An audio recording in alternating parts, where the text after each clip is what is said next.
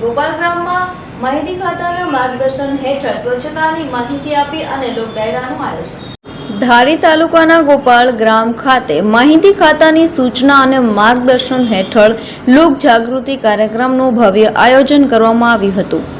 કાર્યક્રમ દરમિયાન સરકારની વિવિધ જનકલ્યાણકારી યોજનાઓ, સશક્ત અભિયાન તેમજ ઘઉં આધારિત ખેતી અંગે લોક ડાયરાના માધ્યમથી ગ્રામ્યજનોને માહિતગાર કરવામાં આવ્યા હતા।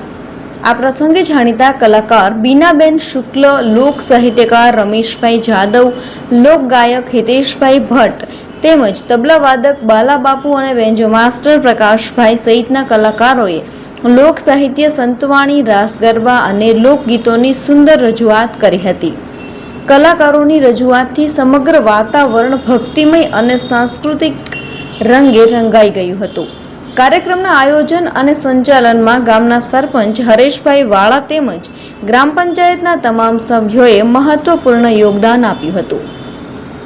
કાર્યક્રમમાં મોટી સંખ્યામાં ઉપસ્થિત રહી લોક ડાયરાનો આનંદ માણ્યો હતો। હું ભજનીક પ્રાણલાલ વ્યાસ, લોકગાયક, એમની દીકરી છું, સિંગર બીના શુક્લ।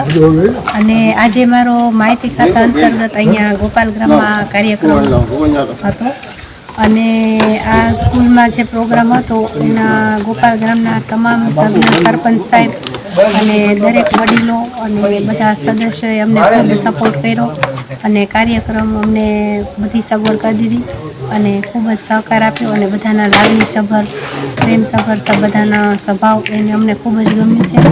અને આ ગોપાલ ગ્રામ ખાતે ક્યારે પણ કોઈ પણ કાર્યક્રમ હોય તો અમને જરૂર યાદ કરશો, અમારી ટીમ ચોક્કસ આવશું અને તમે જે પ્રમાણે કહેશો એ રીતે અમે કાર્યક્રમ કરી દઈશું।